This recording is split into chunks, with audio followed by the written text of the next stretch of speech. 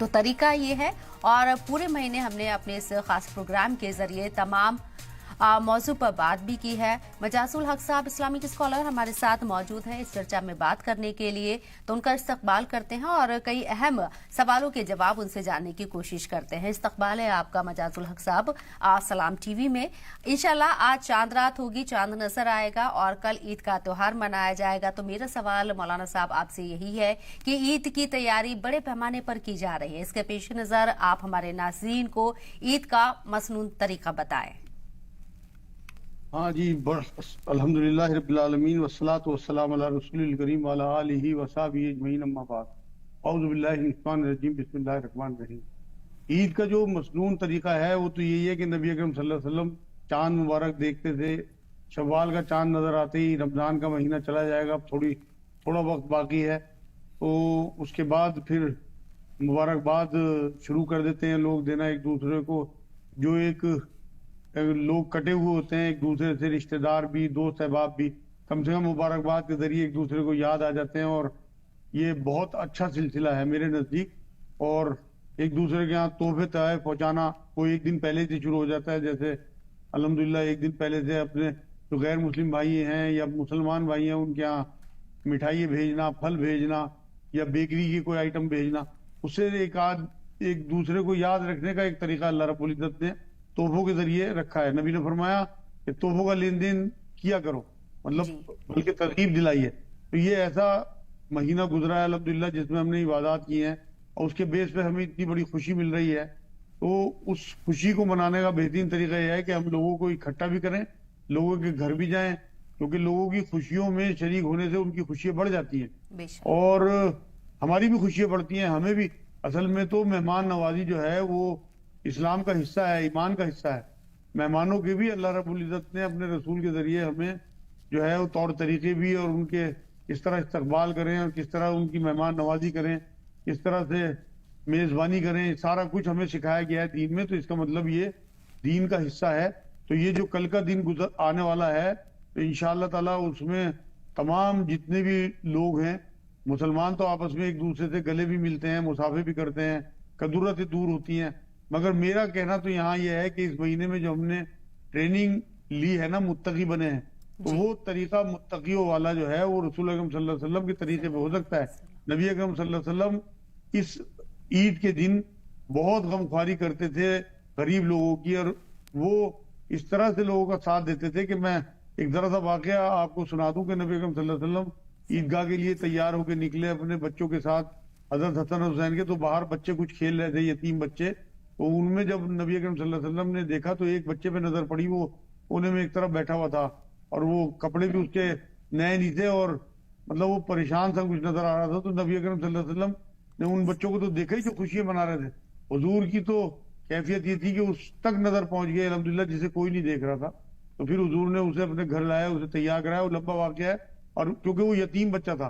और फिर जिन हसन या हुसैन में से किसी एक रज़ियल्लाहु ताला अन्हु जिनको कंधे बिठाया हुआ था, उन्हें नहीं आते हुए कंधे बिठाया, फिर उस यतीम बच्चे को कंधे बिठाया। तो ये हमारी टीचिंग है, हमारे लिए ट्रेनिंग है कि हमें ये दिन किस तरह से खुशियां किस तरह माननी चाहिए। असल में खुशियां हमें बांटनी चाहिए जब हमें खुशियां मिलती हैं। बेशक। नमाज के लिहाज से अगला मेरा सवाल आपसे है, क्योंकि कल ईद की नमाज अदा की जाएगी इंशाल्लाह, जिसमें ईद की नमाज मस्जिद और ईदगाह में पढ़ने का क्या हुक्म है, इस पर रोशनी डालें आप। जी बहन, इसमें तो असल में ईदगाह में पढ़ने का हुक्म है। मस्जिदों में तो नबी अकरम सल्लल्लाहु अलैहि वसल्लम ने तब नमाज कराई है जब कभी कोई बारिश का मामला हुआ ना, जैसे ईद के दिन, तब हुजूर ने मस्जिद में नमाज कराई है। लेकिन आजकल क्योंकि दूर दराज रहते हैं लोग और आना जाना थोड़ा सा मुश्किल हो गया, हालांकि ईदगाह ही पहुंचना चाहिए क्योंकि दो ही ईदें तो है जिनकी नमाजें ईदगाह में होती हैं, बाकी तो सारे साल हम मस्जिदों में पढ़ते ही हैं। तो कोशिश ये करनी चाहिए तमाम मुसलमानों को कि ईदगाह पहुंचे। यहाँ तक फरमाया हुजूर ने कि अपनी औरतों को भी ईदगाह लेके जाया करो। यहाँ तक फरमाया कि अगर उन्हें हैज आ रहा हो तो वो तब भी ईदगाह पहुंचे, कि नमाज ना पढ़े लेकिन बैठी हुई अल्लाह का जिक्र करती रहे, इतना तक फरमाया है। तो ईदगाह औरतों को भी जाना चाहिए, मगर क्योंकि हमारे यहाँ औरतों का इंतजाम नहीं किया जाता है ईदगाह में, तो सिक्योरिटी इशू भी है और आजकल के जैसे हालात हैं, तो इसलिए उलमाए दीन मना करते हैं औरतों को जाने को। लेकिन मर्दों को तो कम से कम तमाम को ईदगाह जाना ही चाहिए। मतलब एक दिखाना चाहिए कि अल्लाह रब्बुल इज्जत ने कैसी रौनक मुसलमान को दी है जो ईद का दिन है और किस तरह से लोग इसे खुशियां मनाते हैं। मैं तो जब ईदगाह जाता हूँ अल्हम्दुलिल्लाह آپ یقین کریں میں اللہ کی شان مطلب بیان ہی کرتا رہتا ہوں کہ ٹوپیاں ٹوپیاں نظر آتی ہیں. ایسا لگتا ہے پوری دنیا مسلمان ہو گئی. ایسا لگتا ہے جیسے اللہ کے فرشتے جو ہیں وہ عیدگاہ کی طرف دوڑے چلے جا رہے ہیں الحمدللہ. تو یہ تو ایسی چیز ہے کہ عیدگاہ ہی جانا چاہیے, لیکن کسی کی کوئی مجبوری ہو اور کوئی زیادہ دور نہ جا سکتا ہو تو کم سے کم جامع مسجد تو جائے, جو بڑی مسجد ہو اپنے علاقے کی, اس میں نماز پڑھے. پھر بھی ویسے سب مسجدوں میں علماء دین نے اجازت دی ہوئی ہے, جن مسجدوں میں نماز ہوتی ہے تو کہیں بھی پڑھ سکتا ہے انسان. جی, اگلا سوال میرا مولانا صاحب آپ سے یہی ہے کہ علماء نے لوگوں کو سڑکوں پر عید کی نماز پڑھنے سے منع کیا ہے. بھیڑ زیادہ ہونے کی صورت میں کئی جماعت کرنے کا سجھاؤ دیا ہے, آپ اس پر کیا کہیں گے؟ بالکل صحیح سجھاؤ ہے, میں بھی اس حق میں ہوں. میں بالکل دیکھو نبی اکرم صلی اللہ علیہ وسلم کا ایک واقعہ میں بتاتا ہوں کہ نبی ایک بار ایک مسجد کے باہر سے گزر رہے تھے تو حضور نے دیکھا کہ نبی وہ مسجد کا جو چبوترا ہے وہ تھوڑا سڑک کو چھوٹا کر رہا ہے, مطلب گلی کو, تو لوگوں کو نکلنے میں دقت ہو رہی ہے. تو نبی اکرم صلی اللہ علیہ وسلم نے حکم دیا کہ اس چبوترے کو کاٹ دو, شہید کر دو, مسجد کو چھوٹا کر دو, راستہ چوڑا کر دو. یہ ہمارے ہاں اصل میں بتایا نہیں جاتا, لوگ سمجھتے نہیں, حضور کے مزاج کو نہیں سمجھتے, حضور کی احادیث پہ نظر نہیں رکھتے. آپ یقین کریں لوگوں کو راستے میں ہمیں پریشانیاں دینا اسلام مذہب ہمیں نہیں سکھاتا. میں خود ملیشیا میں, دبئی میں, جگہ جگہ میں نے دیکھا ہے کہ مال میں کئی چھوٹی چھوٹی مسجدیں ہوتی ہیں, 15 20 بار نمازیں ہوتی ہیں وہاں پہ مسجدوں میں. میں نے دیکھا ہے ملیشیا میں کہ بڑی سے بڑی مسجد ہو, ایک بار نماز پڑھ کے لوگ چلے گئے, پھر 15 لوگ اکٹھے ہوئے, پھر نماز پڑھ لی. تو بھائی اگر آپ کے جمعے میں, آپ کی عیدین میں زیادہ بھیڑ اگر ہوتی ہے تو آپ 2 3 4 5 جتنی مرضی نمازیں کر لیں 15 منٹ کے وقفے سے, سب اللہ تک پہنچ جاتی ہیں. اصل تو آپ کی انٹینشن پہنچتی ہے. بخاری کی پہلی حدیث ہے تمام اعمال کا دار و مدار نیت پہ ہے. جب ہماری گورنمنٹ اس سے متفق نہیں ہے کہ ہم چاہے وہ ایکٹیویٹیز غیر مسلموں کی ہوں چاہے مسلمانوں کی, سڑک پہ میں بالکل اس کے خلاف ہوں کہ سڑک پہ کوئی بھی ایکٹیویٹی ہو اور جو عام چلنے پھرنے والے مسافر ہیں انہیں کوئی دقت ہو. مان لو خدا نہ خواستہ کوئی ایمبولینس میں ہے اور اس کا بہت ضروری اسپتال پہنچنا ہے. ابھی میں کانپور کی خبر پڑھ رہا تھا, ایک بچے کی ڈیتھ ہو گئی اس چکر میں کہ وہاں جام لگا ہوا تھا اور اس ایمبولینس ٹائم پہ نہیں پہنچ پائی. اس کا وقت آ گیا تھا, لیکن ذمہ دار تو جام ہوا نا. اسی طرح سے اگر ہم مطلب نماز پڑھ رہے ہیں اور خدا نہ خواستہ کوئی ایک ڈیتھ بھی ہو گئی, دیکھیں قرآن میں سورہ مائدہ میں اللہ نے یہ بات فرمائی ہے کہ جس نے ایک جان بچا لی اس نے گویا پوری انسانیت کو بچایا, اور جس نے کسی ایک جان لے لی تو اس نے گویا پوری انسانیت کو ختم کر دیا. اب آپ یہ دیکھیے کہ اگر ہم نماز پڑھ رہے ہیں اور ادھر سے کوئی ایمبولینس گزرنے والی ہو اور وہ اس وجہ نماز کی وجہ سے آدھے گھنٹے کھڑی رہے, اس بیچ میں کسی کی ڈیتھ ہو جائے, آپ دیکھو, یا کسی کی ڈیلیوری ہونی ہو, کوئی اور معاملہ ہونا ہو, تو آپ یہ دیکھیں کہ کیا ہم ذمہ دار نہیں بیٹھیں گے اس کے؟ ہماری نمازیں کیا کس کام کی اگر ہماری وجہ سے انسانیت کو فلاح نہیں مل رہی؟ تو میں تو بالکل اس حق میں ہوں کہ جو لوگ یہ کہہ رہے ہیں کہ بار بار نمازیں کرا لیں, کوئی حرج نہیں ہے. بالکل میں نے اور ملکوں میں بھی یہ دیکھا ہے کہ باہر لائن سے لوگ کھڑے رہتے ہیں. آج تو انٹرنیٹ کا زمانہ ہے, ویڈیوز آتی رہتی ہیں اور انتظار کرتے ہیں جمعے کے دن کہ آدھے گھنٹے کے بعد دوبارہ نماز ہوگی, پھر آدھے گھنٹے بعد دوبارہ ہوگی. اس میں کوئی حرج نہیں ہے میرے نزدیک. اگلا سوال میرا آپ سے مولانا صاحب اسی سے جڑا ہوا ہے, کچھ ملتا ہے. ملک کے کچھ حصوں میں عید آج ہو گئی ہے, جبکہ باقی حصے میں کل عید منائی جائے گی. ایسا اکثر ہوتا ہے, لیکن ایسا کیوں ہوتا ہے کہ 2 مرتبہ عید منائے, جیسے کہ آج ملک کے کئی حصوں میں عید منائی جا رہی ہے اور کل باقی کے حصوں میں عید منائی جائے گی, اور ایک ساتھ پورے ملک میں عید منائے جانے کی کیا صورت ہے؟ بڑا اچھا سوال ہے آپ کا, بہت ہی مطلب اس ٹائم جو حالات حاضرہ ہے اس سے متعلق سوال ہے. اللہ آپ کی عمر کرے. تو اس میں میں یہ بتاؤں گا آپ کو کہ اب زمانہ جو ہے سیٹلائٹ کا زمانہ ہے اور ہمیں آگے ہزاروں سال آگے تک کا چاند اور سورج کا ہمیں پتہ لگ چکا. اصل میں ہمارے یہاں بے انتہا جہالت کی وجہ سے ابھی ہمارے لوگ وہاں تک پہنچ ہی نہیں پاتے اس چیز کو, ورنہ سیٹلائٹ کے ذریعے پتہ کر لینا چاہیے کہ کتنے دن کا چاند ہے, کب کو چاند ہونا ہے, اور پھر ایک ملک میں ایک ہی بار عید ہوگی. ویسے تو اپنے اپنے علاقے میں ہمارے علماء دین نے جو ہمیں چاند بتایا ہے جس حساب سے, تو کوئی گناہ گار نہیں ہے اس میں. جہاں عید ہو رہی ہے انہیں اللہ بہت خوشی دے, جہاں نہیں ہو رہی ان کا روزہ اللہ قبول کرے. تو وہ عید ان کی سنت یہی ہے کہ اپنے علاقے کے بڑوں بزرگوں کے حساب سے عید منائی جائے. ہمارے بزرگوں نے ابھی ہمارے علاقے میں یہ کہا کہ 30واں روزہ ہوگا, اور ہمارا آج روزہ ہے الحمدللہ, کل کو عید ہے. لیکن جن علاقوں میں بھی عید ہے, پاکستان میں میں نے سنی ہے, یہاں پہ بھی کہیں ہو رہی ہو, تو وہ عید الحمدللہ بالکل جائز ہے. اور علماء دین کے حساب سے, کیونکہ انہوں نے بھی پوری ٹریننگ لی ہوئی ہوتی ہے, چاند انہیں نہیں دکھا کبھی انہوں نے یہ کہا کہ کل کو عید ہے, جہاں دکھ گیا مان لو کسی کی شہادت مل گئی تو انہوں نے وہ، لیکن یہ جو بیچ میں ایک ڈسٹینس ہے یہ ختم ہونا چاہیے میرے نزدیک بھی. خوشیوں کی عید ہو تو سب کی جگہ ایک ہی دن میں سب جگہ عید ہونی چاہیے. مطلب جیسے ہمارا ملک ہے تو ایسا نہ ہو کچھ شہروں میں ہو رہی کچھ شہروں میں نہیں ہو رہی.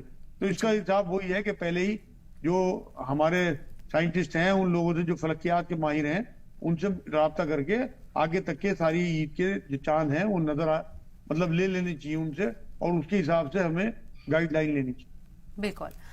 مولانا صاحب اگلا سوال میرا آپ سے ہے، کیونکہ کل عید کی نماز ادا کی جائے گی انشاءاللہ. حکم ہے کہ اگر آپ عید کی نماز ادا کرنے کے لیے عیدگاہ جا رہے ہیں یا مسجد جا رہی ہیں تو آپ جس راستے سے جائیں اس راستے سے واپس نہ آئیں، آپ دوسرا راستہ اختیار کریں. اس کے پیچھے حکم کیا ہے، وجہ کیا ہے اور کیوں ایسا کیا جاتا ہے؟ جی یہ اصل میں یہ بات ٹھیک ہے بالکل کہ ایک راستے سے جائیں ایک راستے سے آئیں، یہ روایتوں سے ثابت ہے بات. اس کا مطلب یہی ہے کہ اس ٹائم جو لوگ اسلام کے دشمن تھے ان پہ ایک ہیبت طاری ہو، ایک تعداد دیکھ کے کہ اتنی بڑی تعداد ان لوگوں کی ہے، کیونکہ عید میں تو ایکسٹرا لوگ بھی آ جاتے ہیں نا آس پاس کے علاقوں کے. آپ یہ دیکھیں کہ آپ کے علاقے میں اگر مان لو جمعہ ہوتا ہے تو آپ کے علاقے کے لوگ ہوں گے، لیکن عیدگاہ میں پہنچنے کا حکم ہے تمام آس پاس کے دیہات ہوں قصبے ہوں جہاں عیدگاہ نہیں ہوتی، وہ تمام لوگ ایک بڑی شہر میں عیدگاہ میں پہنچتے ہیں. تو اس لیے یہ حکم دیا گیا تھا کہ تاکہ جو اس ٹائم کے جو لوگ تھے جو اسلام کے دشمنی میں ان پہ وار کرتے رہتے تھے کہ انہیں ہیبت طاری ہو ان کے اوپر، اور انہیں اس تعداد کی ایک اندازہ ہونا چاہیے کہ اگر ہم نے خدا نہ خواستہ دشمنی مول لی ان سے تو یہ پھر ہمارے لیے ٹھیک نہیں ہوگا. اس حکمت کے تحت مجھے جو لگتا ہے واللہ عالم، باقی تو اللہ کو زیادہ پتہ ہے. بالکل. عید کیوں منائی جاتی ہے اور کیا یہ ضروری ہے؟ سب سے اہم سوال. جی اصل میں یہ اس کے پیچھے بھی بہت لاجک ہے. یہ بھی سوال آپ کا بہت اچھا ہے. لوگوں کو پتہ ہونا چاہیے کہ جب نبی اکرم صلی اللہ علیہ وسلم مدینہ منورہ پہنچے ہیں تو حضور نے دیکھا کہ یہاں 2 تہوار منائے جاتے ہیں جس میں لوگ خوب کھیل تماشے کرتے ہیں اور کودتے پھاندتے ہیں، ورزشیں دکھاتے ہیں لوگ، اور کھانے پینے بہت پکتے پکاتے ہیں. تو نبی اکرم صلی اللہ علیہ وسلم نے جب صحابہ سے پوچھا جو ایمان میں آ گئے تھے کہ تم یہ کیا کر رہے ہو، کس طرح کی جشن منا رہے ہو، کہ یہ جاہلیت کے زمانے سے ہمارے بیچ میں منائے جاتے ہیں تو ہم نے انہیں جاری رکھا ہوا ہے. تب نبی اکرم صلی اللہ علیہ وسلم نے یہ بات کہی کہ اب اسے بند کرو، اور اللہ رب العزت نے تمہارے لیے 2 تہوار طے کر دیے. اب تمہاری 2 عید ہیں، ایک عید الفطر یہ جو اب کل کو ہے، اور ایک عید الاضحیٰ جو 2 مہینے 10 دن بعد آئے گی جو بقرعید کہلاتی ہے. تو اب یہ مسلمانوں کو نبی اکرم صلی اللہ علیہ وسلم کا ایک تحفہ ہے کہ جو جاہلیت کی چیزیں تھیں انہیں ختم کر کے اسے پاک کر دیا گیا ایک حساب سے، کیونکہ اب یہ نبی کی سنت بن گئی تو ہمارے لیے عبادت بن گئی. تو عید کے دن روزہ نہیں رکھنا نبی نے منع فرمایا ہے، اور عید کے دن ہمیں خوشیاں بانٹنی بھی ہیں اور خوشیوں میں شریک بھی ہونا ہے لوگوں کے. تو یہ نبی کا طریقہ ہے، اور خاص طور سے غریب لوگوں کو بھی دھیان میں رکھنا ہے، اپنے رشتہ داروں کو بھی. اور میں تو بار بار یہی بات کہتا ہوں کہ یہ عید کا دن ایسا ہے کہ گلے مل لیں، بلکہ روحوں کو روحوں سے ملا دیں، پورے وجود کو وجود سے ملا دیں، جو بھی قدورتیں ہیں اسے دور کر دیں، جو لوگوں نے آپ کے دل دکھائے ہیں انہیں معاف کر دیں. جن لوگوں کا آپ سے کوئی دل دکھ گیا، کوئی آپ سے زیادتی ہو گئی، کسی پہ آپ نے غصہ کر دیا، تو اللہ کے واسطے ان سے معافی مانگ لیں. دیکھیں اپنی عقل ختم کر کے انشاءاللہ کیسی عید کی خوشی آپ کی بڑھ جاتی ہیں. تو عید جو ہے یہ اسی لیے منائی جاتی ہے کیونکہ ہمارے نبی نے اس کا حکم کیا، اور ایک حساب سے ہم 30 دن جو ہم اپنے اللہ کے کہنے پہ حلال چیزیں چھوڑے رکھی ہم نے دن بھر کھانے سے، اور رات میں بھی ہم اللہ کے کہنے سے جاگتے رہے، اور ہم نے قرآن پڑھا تراویحوں میں، اور ویسے بھی تلاوتیں کی، اور تہجد پڑھا، اور پھر سحری میں اٹھے. وہ ساری جو ہماری محنت ہوئی ہے اس کے انعام پانے کا دن عید ہے، اور اسی خوشی میں عید منانے کا حکم دیا نبی کو. بے شک. مولانا صاحب عید علماء دین کہتے ہیں کہ عید سادگی سے منائے جائے. جب یہ ہمیں گفٹ ملا ہے تو عید ہم کیوں نہ پورے طریقے سے پورے جوش و خروش کے ساتھ اسے منائے، اور سادگی سے منانے کا پیمانہ کیا ہے؟ نہ اصل میں علماء دین جو آج کل سادگی سے منانے کی بات کرتے ہیں نا، جو لڑکے وغیرہ جو ہے نا ہو اللہ مچاتے ہیں اور ڈیک وغیرہ بجاتے ہیں، الٹے سیدھے ڈانس اور سجاوٹیں بازاروں کی کر کے، اور پھر وہاں معاذ اللہ لڑکیوں کو چھیڑنا، عورتوں کو چھیڑنا، یہ اصل میں علماء دین اس لیے وہ سادگی چاہتے ہیں. ویسے تو عید کے دن آدمی اپنا جو ہے سارا اس نے محنت کی ہے اور اس کے اللہ اسے انعام دے رہا ہے، تو جیسی بھی اس کی حیثیت ہو اچھے کپڑے پہنے. نبی اکرم صلی اللہ علیہ وسلم غسل فرماتے تھے، خوشبو لگاتے تھے، کپڑے بدل کے اور پھر مسجد کے لیے روانہ ہوتے تھے، اپنے بچوں کو بھی تیار کرتے تھے. میں نے آپ کو بتایا حضرت حسن حسین کو تیار کر لے جائے. تو خوشیاں منانے میں کوئی نہیں ہے، لیکن ایک آپ کی ایک لمٹ ہونی چاہیے. مطلب जो खुशी है वो वहां तक ठीक है जहां तक आपकी लिमिट है, जहां दूसरे की लिमिट शुरू हो जाती है ना, वहां जी। आपको हाथ खींच लेना, एहतियात करनी है। मतलब हमारी जात से किसी को तकलीफ ना हो, ऐसा ना हो ना कि हमारी तो खुशी हो जाए और दूसरे के लिए हम उसका गम का बाइस बन जाए। मान लो कोई बच्ची तैयार होकर अपने घर से निकली, आपने उसे छेड़ दिया, आपने उसे कुछ कह दिया और वो उसकी सारी ईद खत्म हो गई, सारा दिन वो रोती रही कि मुझे इस तरह से टॉन्ट कर दिए या मेरे ऊपर। तो आप ये देखें ना, आप अपनी तो खुशी आपने मना ली और एक दूसरी बच्ची की ईद आपने खत्म कर दी, तो ये तो कहीं की कोई खुशी ना हुई ना, ये तो और गम देने वाली बात हुई। बेशक। मौलाना साहब, एक सवाल और मेरे जहन में है। कहा जाता है कि अगर आप ज्यादा पानी खर्च करते हैं तो आपको उसका भी हिसाब देना होता है, ज्यादा खरीदारी करते हैं, बेहिसाब कपड़े बनाते हैं, उसका भी आपको हिसाब देना होता है। लेकिन बहुत सारे लोग ये मानते हैं कि रमजान के महीने में क्योंकि रोजे चल रहे होते हैं तो आप इस बंदिश से बाहर होते हैं, और यही वजह है क्या हमारे बाजारों में जो इतनी चहलकदमी नजर आती है, लोग बेहिसाब शॉपिंग करते हैं, इसके पीछे एक ये वजह देखी जा सकती है क्या? ना बहन, नहीं तो फजूल खर्ची को तो बिल्कुल कुरान ने शैतान के भाई कहा, तबजीर वालों को जो फजूल खर्ची करते हैं। मतलब फजूल खर्ची क्या है कि जहां जरूरत हो वहां उससे ज्यादा खर्च करना, या जहां बिल्कुल जरूरत ना हो वहां खर्च करना, वो तबजीर कहलाता है। तो ये फजूल खर्ची वाले भी और तबजीर वाले भी दोनों शैतान के भाई हैं।